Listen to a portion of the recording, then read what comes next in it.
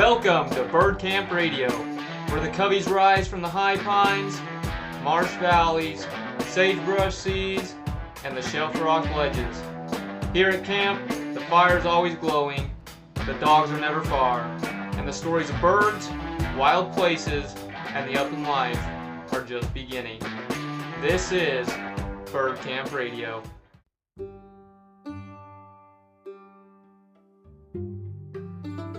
Welcome back, everyone, to the Bird Camp Radio podcast.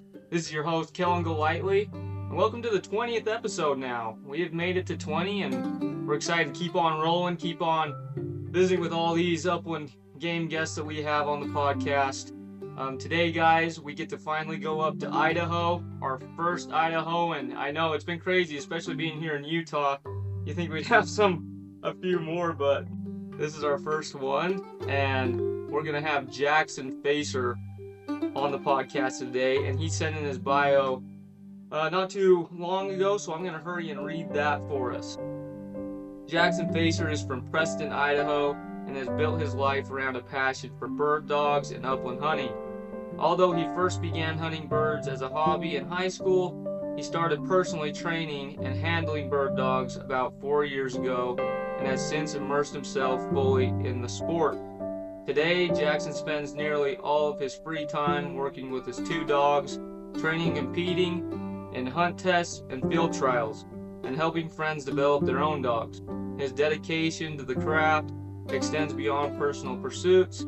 He also guides professionally at a hunt club, sharing his knowledge and experience with others who share the same love for chasing birds. From September through February, Jackson stays busy in the field, pursuing birds of all kinds as the seasons roll in. Whether training, competing, guiding, or simply enjoying time outdoors with his dogs, he is deeply committed to the tradition, the discipline, and the community that surround bird hunting. Jackson, thank you for coming on the podcast. How are you doing, man? Man, it's great to be here. It's great fun to be on. I've listened to quite a few episodes, so it's kind of fun to be on here. Glad to visit with you. Glad to share some stories. Well, thank you for coming on. We're excited to have you on and be able to have you share your story on here today. And as everybody knows, before we get started, we always like to play a quick game of rapid fire around the campfire with our guests. For the ones that don't know, this is a game that is timed. We have a leaderboard. It's 10 questions. Single answers. They're pretty quick and easy, so these questions, of course, are related to upland game hunting. And so if you're ready, Jackson, I think we're ready to go. Yeah, let her rip. All right, here we go. Favorite wild bird to chase? Chucker. Most challenging bird? Chucker. Favorite dog breed? Drawtar. Best bird for eating? Probably pheasants. Go-to field snack? Jerky sticks. Dream hunting destination? I'd like to chase Chucker in Hell's Canyon. Favorite month to hunt? October. Game bag or vest? Vest. Solo hunt or with a group? With a group. Lead or steel shot? Lead. All right, that's all the questions. And as many of you guys know, I forgot to mention this before, but we'll release his time at the end of the podcast. So stay tuned. But I think it's looking good. I think you did a real good job on that. Sweet. So, I just want to bring up one. So your dream hunting destination, Hell's Canyon. You know, I didn't know about Hell's Canyon until we had Tanner Cruson on early on in the podcast. And he guided there, so we may need to get you set up with him and see if he can get you up there. Oh, it'd be tons of fun. It's just the challenge and the terrain and the birds that are up there. I mean, it just looks like a riot. There's some cool photos and some cool hunts that come out of there, so I think that's probably top of my list. Oh yeah, I mean, he got the different they got quail. Oh man, chucker, hunts, grouse. It's like literally pheasants, literally everything. Yep, it's pretty up there for sure. You can float it, you can hike into it, you can truck in, you can do whatever, but it's, kind of separates the boys from the men as far as being in shape enough to handle the terrain. Oh, that's for sure. Well, if you ever get up there, you gotta let me know. I want to know how it goes. You'll probably beat me up there. I'm hoping to get it done in the next 2 years. We'll see if that timeline stays realistic. Hey, there we go. Well, if you do, we'll have to get you back on the podcast to share some experiences with it. Yeah, that'd be rad. Sweet, man. Well, we're excited to have you on, and as our guests know, we like to focus on our guests' bios that they send in. So basically, everything that we're going to talk about is solely or kind of related around that bio that you've sent in. And we want to get to know you, why you love the upland tradition, the bird dogs that you work with, and the birds that you hunt, and the terrain you hunt them on. So, kind of just getting and started with it and segueing right into it. Um, let's start from the beginning. How did you get started in upland game hunting, and where did it all begin? So I think I was probably about 14 years old. My dad was, we were just going to go shoot some birds. And so he grew up having bird dogs. We didn't have any bird dogs. Like, we didn't ever grow up with them or anything. So we went out to just a pheasant farm. We shot a few pheasants over some English pointers, and that was actually a pretty good time. And I was pretty fascinated by the dog's ability to point and find these birds. And that was fairly mesmerizing. And then, like I said in my bio, I didn't actually hunt any more upland birds or anything like that until high school, when I kind of picked up the waterfowl hunting, and then the upland hunting behind some friends' dogs with some friends.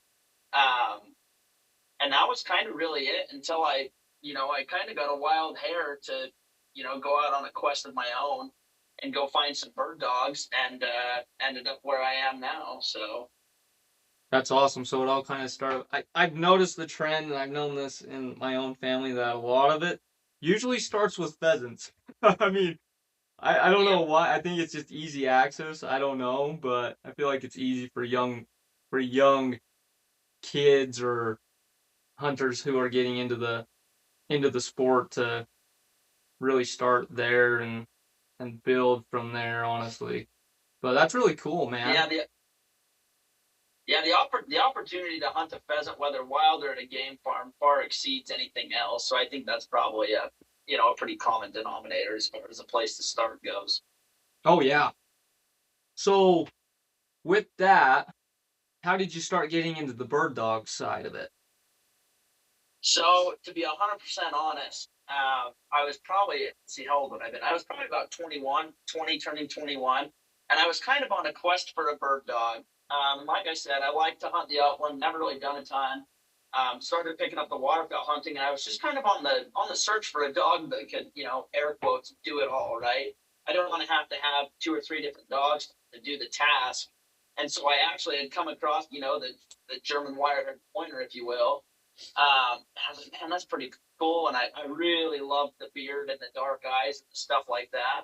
And so I'd kind of just been, petering around, doing a little look in here, a little look in there, but I really didn't know much of anything about the breeds, minus just kind of what I had read online. And so that search went on for 6 or 8 months. And then, one day my dad sent me a text, and he goes, "Look what I found at Walmart." And I was like, "Okay, you don't go to Walmart, so what's up?"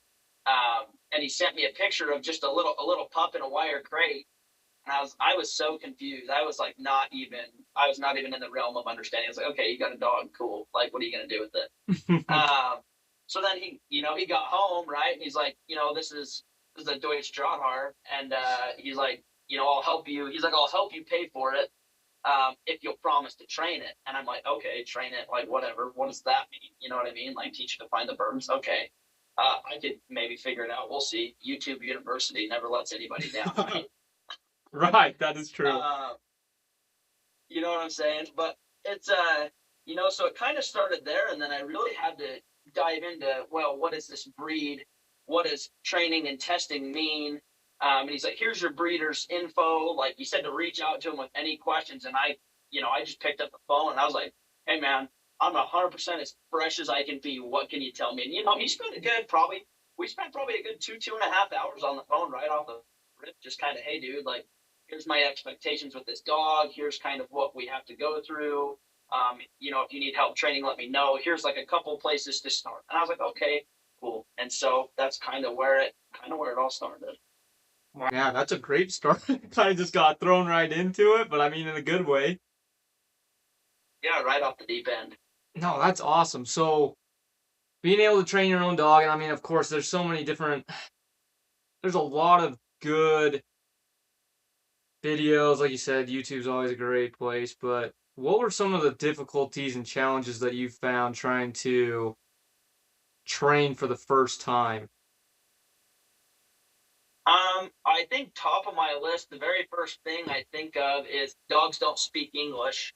Um, and so it's very frustrating and very, very hard, because I was trying to understand how to teach the dog to understand what I wanted. I was trying to tell it to do a command that it had no idea how to do, and trying to kind of, prod it in the prod her in the right direction, if you will. And they just don't understand that way. And I was super frustrated doing that, and also super frustrated trying to teach this dog to, I mean, I don't know, that's to teach her to point, but to do it correctly, if that makes sense. Yeah, that makes sense, definitely. So you just hunting with one breed right now then? Yep, I hunt with two draw tars pretty much exclusively. I've got friends with some different breeds, but as for myself, that's what I run. Wow, that's awesome. And so now you as well, so you started training your own bird dogs, and now you're out there helping train other people's bird dogs now as well, right? I'm no professional by any means, but I feel like I've gathered enough knowledge in hunting and training and testing these dogs to help my friends out. And if I don't know an answer, I can typically find somebody who does. Oh yeah, I mean that's a great thing, especially, and I've said this before and I'll say it again, especially within the upland game community. And I know it's like it in other communities as well, but I mean with social media, Facebook pages, YouTube. I mean, there's so many places to reach out to uplanders. And the thing is a lot of uplanders, and I don't know if it's because of the dogs, but everybody's always willing to work with one another. I think we do it mostly for the bird dogs, but like everybody's always so willing to reach out. And if anybody needs any help, any mentorship, like when I think of uplanders, I really think about stewardship of the land and then mentorship of bringing up new hunters, hunters who have already been in the tradition for years. It's amazing in that aspect. I don't know if you've had kind of the same situation in that way or. I think the biggest thing that I've noticed is, I'm fairly young in the game, but I've had a lot of great, like, metaphorical big brothers that have kind of taken me under their wing and helped me to train these dogs and to kind of give me pointers and point me in the right direction. And I noticed that, none of them really want to see me fail. They all trying to push for me to succeed. It doesn't matter how old they are, any of that stuff. They're more than willing to jump in and help me out and help me succeed. And I think that's been the coolest thing, is because not only do they want me to succeed, but they want the dog to succeed, and that produces more birds found, more ethical finds, and more birds down, clean, and filled, which is 100% the goal. Right. Everybody's in that same kind of spot with like what you're talking about. I completely agree with that. So when it comes to the field trial and testing, how did you get into that? Was it kind of through mentorship, other friends? How did that all come to be? So to try and keep a fairly long story relatively short, within the Dratar breed and within the BDD GNA, which is the American jurisdiction for the group that we fall under in Germany, in order for these dogs to essentially like keep their Dratar title, they're required to go through a minimum of two tests. They're required to go through a minimum of two tests before they can, pass along into, say, the breed show program or anything like that. And so without these tests, they can't actually hold the title. And so, when I was figuring out the nuts and bolts of these dogs, my breeder was like, okay, so the spring after your dog's born. So my dog was born in January of 2022. So in spring 2023, she'll have a natural ability test, and then in fall of 23, she'll have a trained ability test. Okay. And so he said from there, there's a third test that's optional that can be taken at any time in the dog's life up to a certain age. I'm not 100% positive on what that age is, but I know it's a ways up there. But essentially, the reason we have these tests in America is we've semi-picked it up as sport, from my understanding. But in Germany, these dogs are required to take all three of these tests so that they can possess and carry a hunting license just like their handler. They're not allowed to just go hunt in the field like our dogs are here. Wow. So that's really fascinating. So that means in order to keep the title to your dog, you have to be able to do these tests, and that's all done through Germany. Yep. And so America is broken up into 8 chapters. You're put in a chapter automatically based on your location. And that location, for me, I fall into the Wild West chapter. And so within the Wild West, they hold that natural ability puppy test, which is called your VJP. And then that following fall after is the HZP. And those are abbreviations for very long German words that I will absolutely butcher.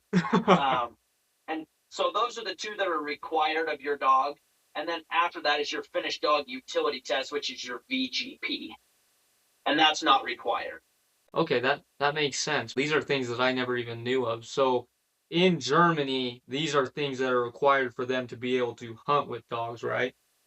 Yep, 100%. Wow, that is crazy. And then all of this goes right back to them over there. Wow, that is cool. That's something that I did not know. I honestly have not. I haven't heard much of these dogs. Is there like quite a bit of a following here in the States?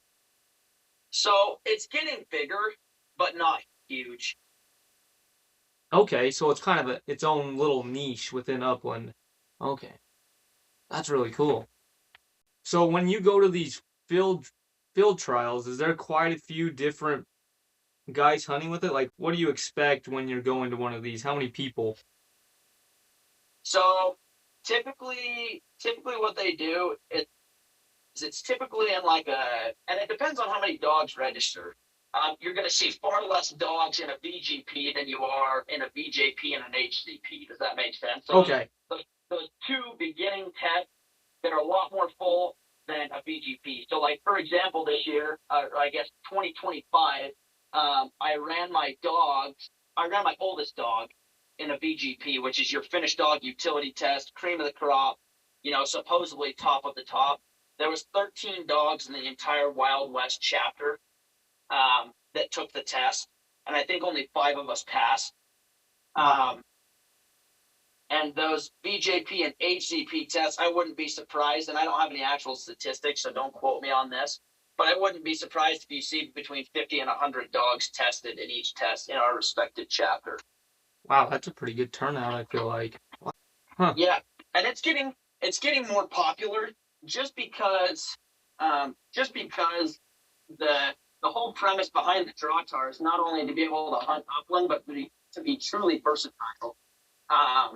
And be able to hunt, fur, feathers, track blood, all of these different things. And so people are kind of getting an all-encompassing dog if they're willing to put in the time, if that makes sense. Yeah, that definitely makes sense. So you're getting a very well versatile dog, like you said. If you're willing to put in that time. So yeah, lots of time. So with these tests, what do you usually typically do in these tests and trials? Is it just like other field dog trials, or is it specific to exactly what Germany wants? Like, I'm just curious with this. Yep. So essentially, everything that we have here in the United States comes from Germany. And so, like in your puppy test, it's brutal. But so essentially, they score you on 5 independent. So in your VJP, and I want to say 11 or 12 in your HZP, and then 27 in your VGP. Okay. Huh. So all of these score sheets come directly from Germany. Your puppy test is just kind of testing your dog's natural ability. And what else you'll see is, like, in that HZP style test, you'll see everything that you already tested on in that VJP, plus water. So like search behind a live duck, all these different things like that.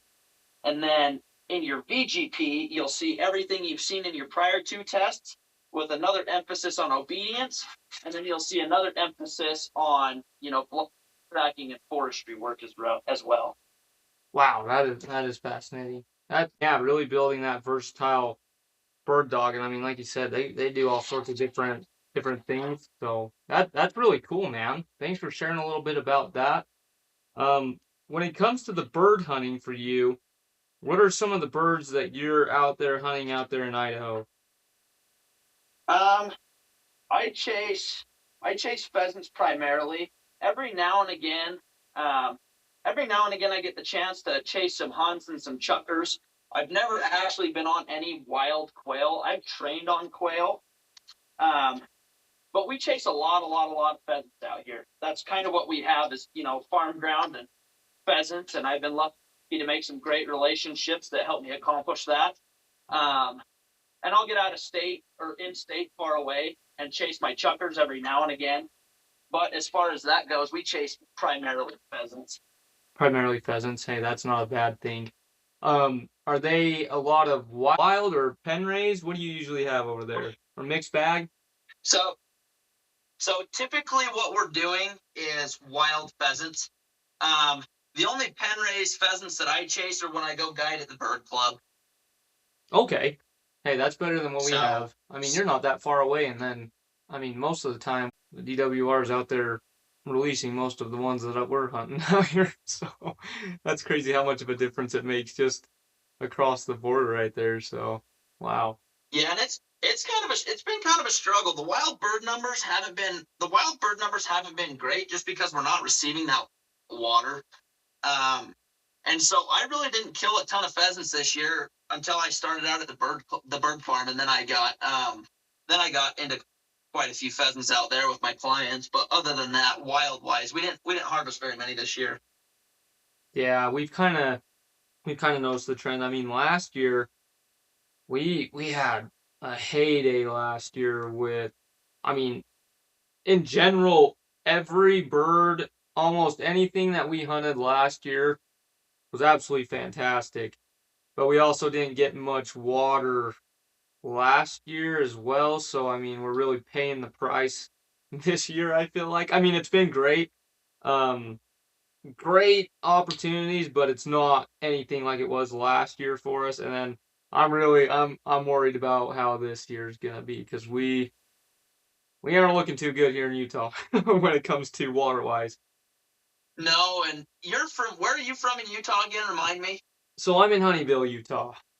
Oh, so you're just right over the hill. Oh yeah, we're pretty close to each other. Probably about an hour. Yeah, roughly around an hour, I'd say.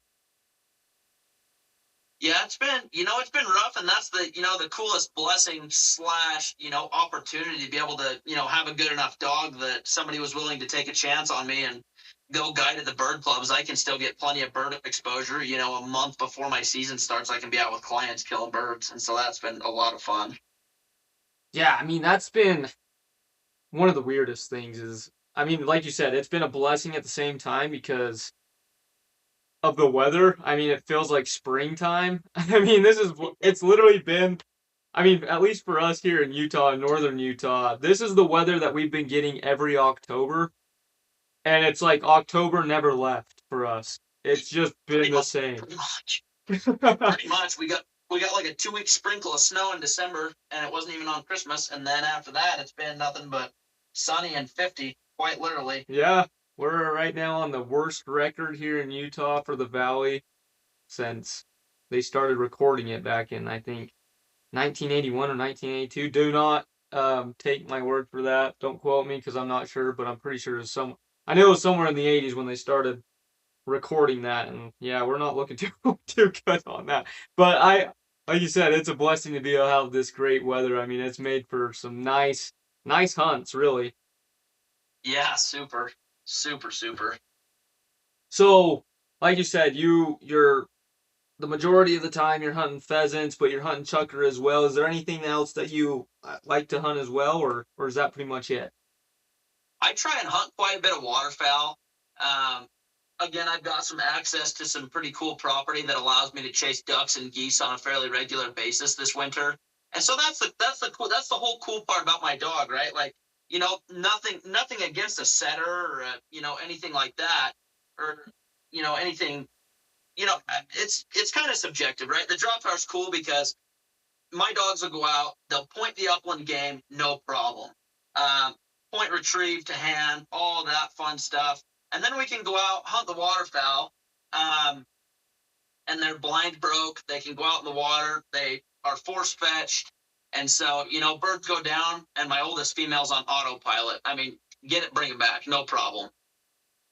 And so we try and chase a waterfowl up here, and it hasn't been great as well. So we've been doing a little traveling and hunt some waterfowl, and that's been pretty fun. But I try and hunt it all, man. If I can schedule, I'm trying to chase it if it's got feathers or fur. No, that's awesome, man. Being able to have something that versatile. I mean, I don't feel like there's many people that are able to go out and do both. I mean, I know a few, but it's usually one or the other. So being able to have both of those, that's pretty cool. Well, and the sweetest part about it is too is, we do the waterfowl, we do the waterfowl, we do the upland, and I actually get the opportunity, every now and again to go track some blood for somebody, and that's always a pretty good time as well. But the German test system, they hunt a lot of rabbits over there, so a lot of our testing has a rabbit of some form in it. And so, if we want to go out and track rabbits and chase rabbits down, my dogs track rabbits, and so that's also a pretty fun little thing to do. Wow, that is cool that they're able to do that. That takes a lot of discipline, honestly. Being able to go from, I mean, waterfowl, upland, I mean, right within that is a very, very different realm. But then rabbits chasing, I mean, that's crazy going from the bird aspect to chasing and hunting down rabbits and blood trails. That's impressive. It's a lot of time training. Um, it's a lot of time behind a dog. Like, I don't think I miss very many days training my dogs. Um, and the truth about it is the results I've achieved are 100% attainable by anybody who wants to put in the time. Um, I just happen to really, really enjoy training with my dogs, and I really, really happen to enjoy um, watching a well-oiled machine in the field. And I try and train my dogs to be almost like robots. And sometimes it gets me into a little bit of trouble, but man, it sure is fun to watch. No, I love to hear that, man. Being able to have that, like you said, a well-oiled machine out there with the discipline that you're looking for, that's absolutely amazing. So when it comes to the guided hunts, how often are you doing that throughout the year? And how are you So, balancing that with your own personal hunting? so what ended up happening is in November, after I finished up my VGP with my oldest female, which is that utility test we talked about, that finished dog, top of the top, cream of the crop, right? We were able to go past that, and so that was pretty sweet. Um, and so they picked me up in the middle of November, and kind of as the new guide on the block, I kind of get the trickle ins, or the people who don't have a regular guide that they like. Um, and so I try and hunt, I try and split my hunts up with my friends and at the bird club, but there was no birds on the wild on the range, so to speak. So I ended up just chasing birds at the bird club quite a bit for pretty much the beginning of December to the middle of January. I think I guided 6 trips in 6 weeks. So I'd like to double or triple that volume because I'll be able to guide the full season next year. So Wow, yeah. So where can people find you to be guided? there's a couple different ways you can. You can either reach out to me, and I can tag my socials at the end, or I guide at the Sportsman's Paradise, or it's called the White's Ranch. They're in Paradise. Um, and so you can call the club and schedule your time with your allotted amount of birds, and you are allowed to request a guide. And you can request me as a guide. Okay, that's awesome. We'll make sure to put that in the contacts for anybody that would be interested in being able to book, or because I know we have a lot of new upland game hunters who are on the show and like to follow it. So if any of those guys or anybody who is interested in maybe doing something like that, who are new to it, that'd be a good opportunity. And do they hunt behind your dogs, I'm assuming, or do they bring their own, or how does that work? So it kind of just depends. We kind of run a really nice operation out there. Um, so they have the opportunity to do a couple different things. We do have people that we just go out and handle the birds, and they're allowed to bring their own dogs. Or if they want a guide and a dog, depending on who you get as your guide, you will hunt behind that respective guide's dogs. Does that make sense? Yeah, that makes sense. So that's kind of how that works. Okay, so have you ran your dogs with your clients then before, or have you had that opportunity? Absolutely. Okay, that's Yep. what I. So with that, I'm just curious. Do you see? Is it? I mean, I've seen people who may not. I don't know exactly how I want to word it, but with somebody new or who doesn't know, how is it different hunting with clients versus just hunting by yourself? How do you? Is it difficult, or how are you seeing that? Okay, dude, I'm gonna lay this out for you because that's a big question. So I'm gonna do my best to tackle it the best I can. Okay, that's great. This is a tall order. I think let's dive right into the clients first. Um, at the Bird Club, my boss does a great job at making sure that everybody goes through a safety course. If they're under the age of 18, prior to hunting at our club, everybody goes through a safety course of some kind, and then we as guides run everybody through kind of our own personal safety course to hunting behind our dogs. Because some guides run a pointer flush combo, some guides run pointers only, like myself. And so we get a few people that have never hunted before, so we go over proper shooting windows and don't kill the bird. If it's below your eyes, that means it's in range of the dog. And so if it's below your eyes, let it fly. Um, and so we'll go through things like that, and it does get difficult. But this is where we can jump back to that critically trained obedience that I trained so hard for in that VGP. And if we want to dive into some of that later, we totally can. But my dog is trained at such a high level of obedience that typically I can handle the dog out of most any situation, even if somebody else potentially puts her in danger. She does have a command. It's the word Platz, which is a German word for down. So if she is in any kind of trouble or anything, like I can scream that word, and she hits the deck with her head between her paws, and she will not move until I come and touch her on the head and tell her okay. Um, so if things get a little hectic with the clients, or there's birds flying and people are shooting and stuff gets unsafe or gets weird, I can go ahead and slam that dog on the ground and then kind of handle the clients accordingly. And that is a handy, handy, handy tool that I've trained really hard for and developed. And I'm super grateful because I've had to use it a couple times, not very many, but just, things get a little hairy and the dog's moving and people get a little weird with guns sometimes, and they kind of forget they're swinging around a killing tool. And so we have to kind of have a quick reminder. Um, but that's kind of the client portion of that. My friends are all pretty good about hunting, over my dogs and with me because most of them have been to train with me at least some point or another. And they're all pretty respectful of my dogs, and they've all hunted birds for, the better half of a decade or more. As long as we could, point a gun, we've been chasing birds, right? Right. And so hunting with my friends is fairly easy because they all know how I run with my dog, and I'll let them take turns. And typically I don't even carry a gun anymore. Typically I just run the dogs and go flush the birds for my friends and just kind of let them have fun and try and take some pictures and some videos. But as far as hunting with the clients to friends, it's much easier to hunt with my friends.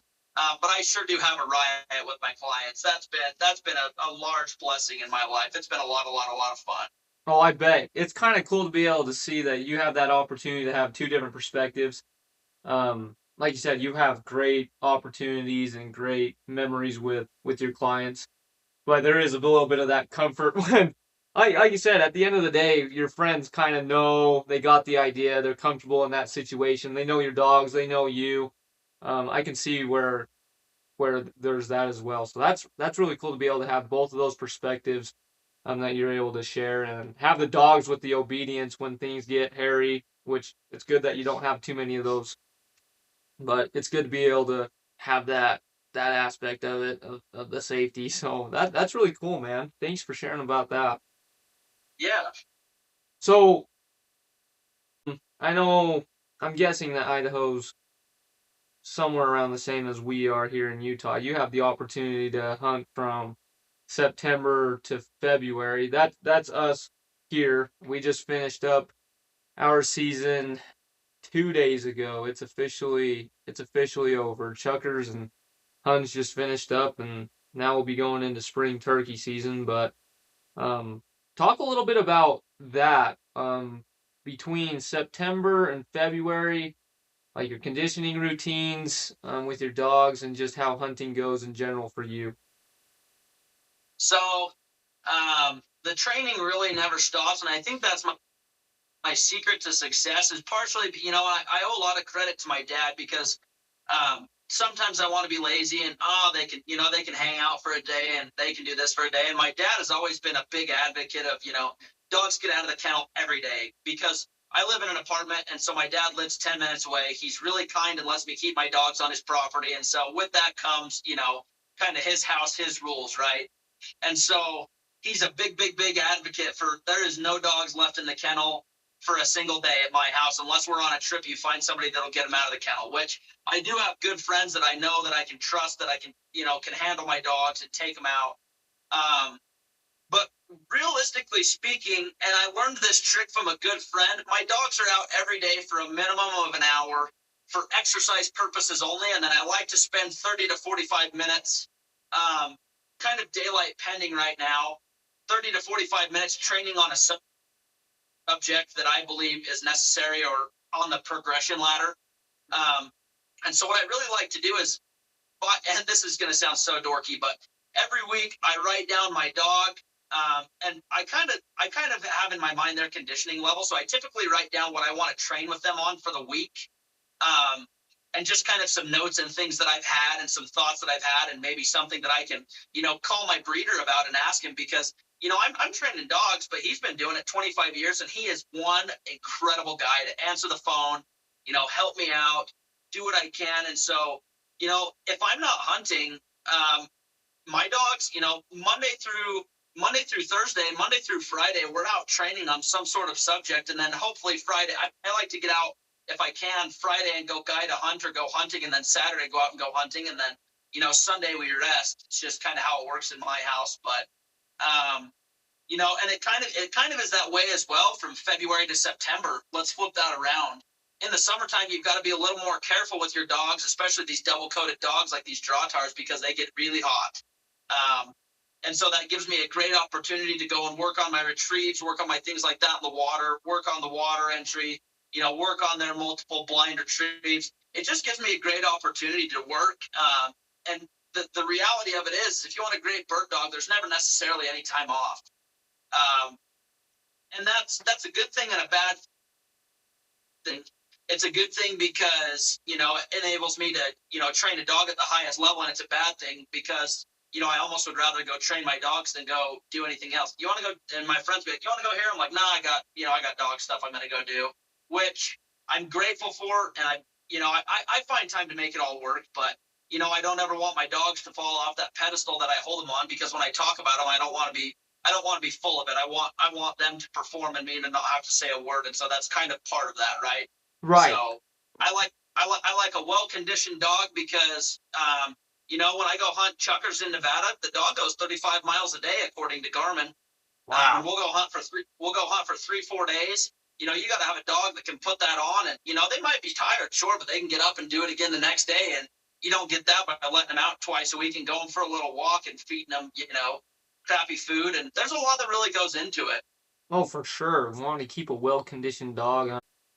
It takes athletes to hunt upland game, and I mean it's with anything, but especially this. These birds are athletic. These birds know the land, and I'm being able to have a dog that is athletic, that is well conditioned, well mannered, well trained. The discipline, the obedience that you're talking about. I mean, there's a lot that goes into it. And it's really cool to be able to see that you have a good set schedule that you are able to maintain, and being able to write down those notes of, okay, here's really what we need to work on, instead of just the repetitious part of it. It's really, okay, let's tailor it to each dog, what they need at this time. That's really cool, man. I really appreciate that.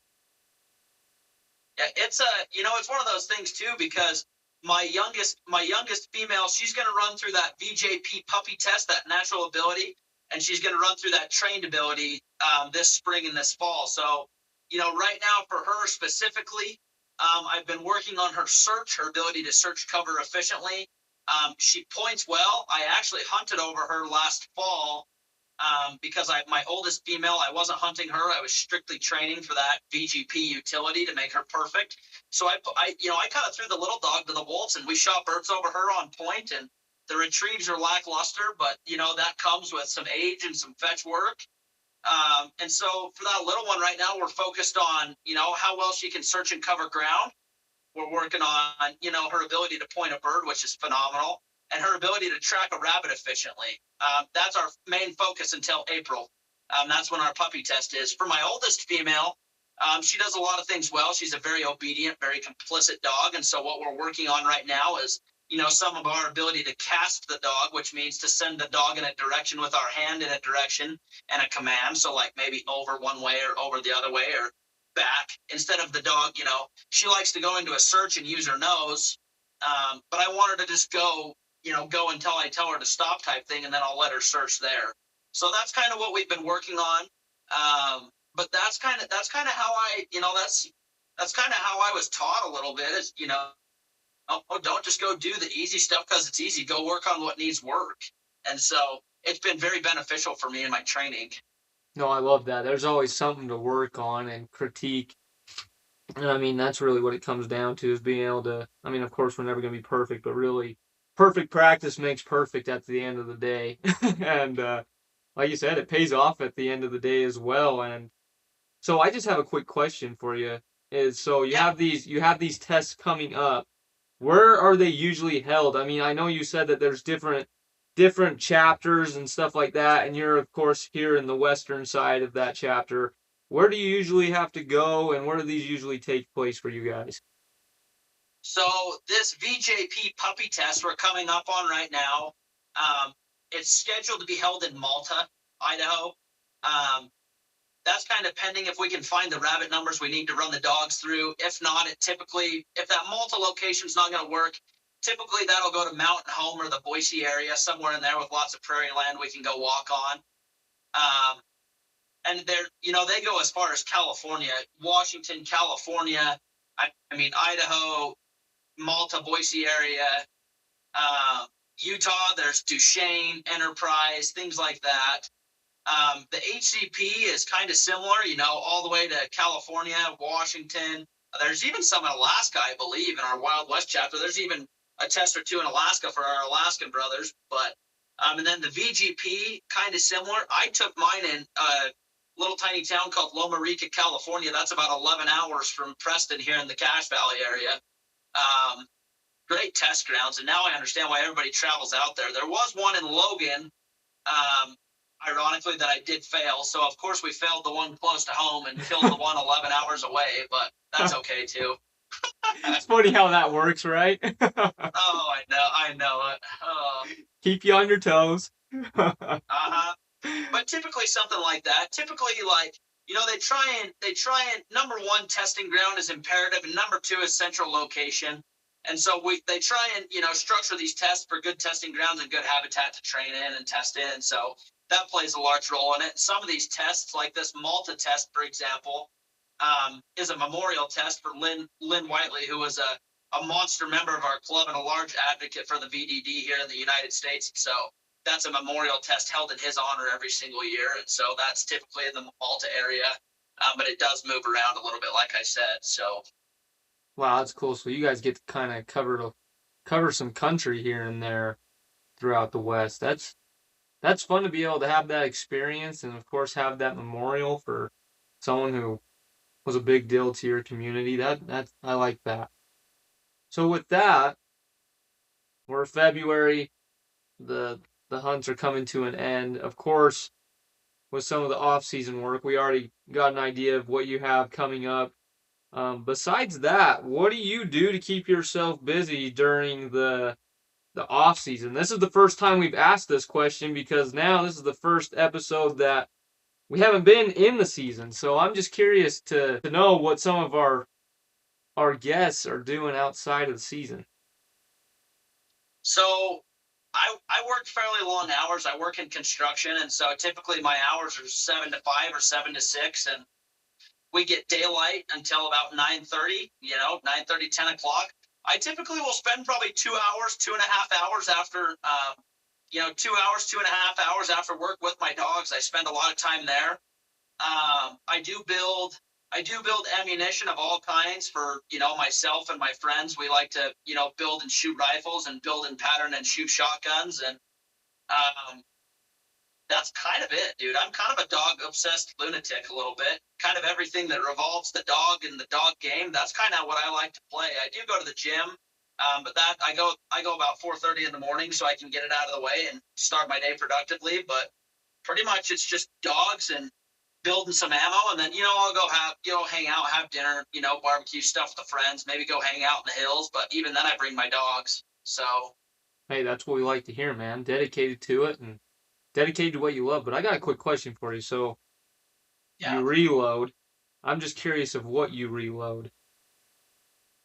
So I do shotguns of all kind. I do trap loads, target loads, pheasant loads. I do waterfowl loads. Pretty much anything on the shotgun side of things I craft. And then I've been hand loading for, I don't know, I was probably 14 years old when I learned how. My grandpa has done it for, I don't know, eons, it feels like. And so I always was, down in the reloading room with him as a kid. And I kind of, started building and shooting my own rifles. And I say build lightly because, for me, building it is, I can take a bland, boring gun off the shelf, throw, some nice optics on it, and find a bullet that it shoots and still shoot better than some of these guys with their, built $5,000 rifle. And so, not that everybody can't have it, but, all my rifles that I own, I build a load for so that the gun shoots well. And then I've got friends that, put guns together and we do some load development for them. So like, most notably, I've helped a friend. We just built a 300 Winchester short that does wonderful. We just built my 223 to shoot out of shoot with a suppressor. We've been working with quite a bit of that. We've done a few 300 Win Mags here, not that long ago. 6.5 PRCs, another popular one I've been seeing. But, just a couple of things like that. Just kind of your notable cartridges. Most of the popular ones are what we see anymore. So Hey, that's cool. That's cool. I was just curious. I just purchased a 4570, and I know that's a very popular one to reload. So I was just curious if you had any insight on that. we've done a little 4570. My grandpa, if I have a 4570 that needs done, I typically just refer them to him. He's got all the stuff to do it. So, every once in a while he's willing to help somebody out, load them up some stuff. And so anyway, we do some 4570 here and there. That is a popular one. It's becoming more popular as well. Yeah. Well, that's cool, man. Being able to have all that, keep you busy during the off season. I mean, of course, the dogs are number one with that, keeping them conditioned, keeping them maintained throughout the year, getting ready for that season. Of course, your tests and trials coming up as well, and we wish you luck with that. It sounds like you're going to be doing great out there, and then of course everything else that's keeping you busy as well. Good luck to that as well. But we just thank you for coming on to the podcast and sharing your story. But before we end, we always ask the one question. You probably heard it on other podcasts, but it's, do you have any advice for any upwinders or any hunters or any new hunters coming up into the upwind tradition? Any advice that you would give them coming into it?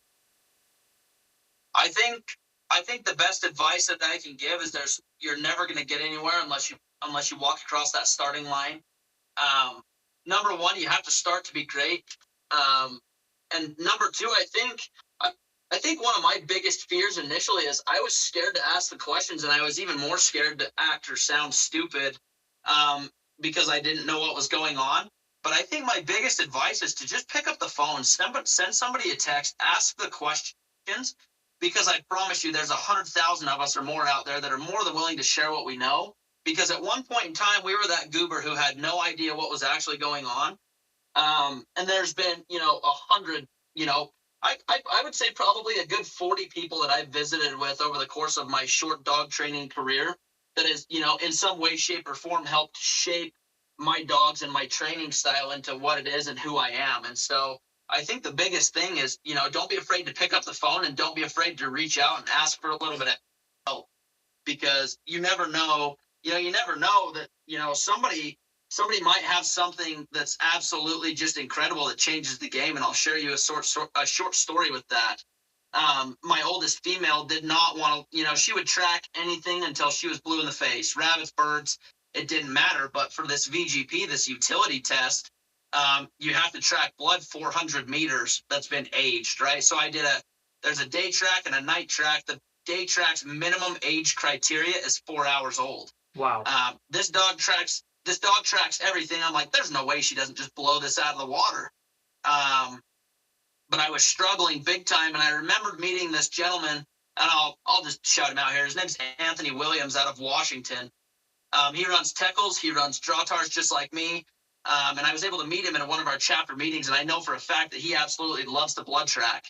And, he bumped shoulders with me one time and said hello. Other than that, he'd never met me one time in my life. And I just reached out to him on Facebook. I said, hey, man, would you mind, calling me sometime? I have some questions about, blood tracking.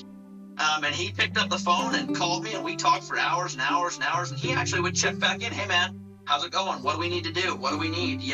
All these things, and, continued to help me. And he even made the 14-hour journey to come watch my dog run her VGP utility test. Wow. And so you never know the caliber and quality of people that you're going to meet. But had I never picked, had the guts to pick up the phone and make the phone call, I potentially could have flopped on my face. And he pointed me in the right direction, gave me a couple snippets, and it flipped that dog like a light switch. And now it's, you can't keep her off the blood. So anyway, pick up the phone, make the calls, ask the questions. Don't be afraid.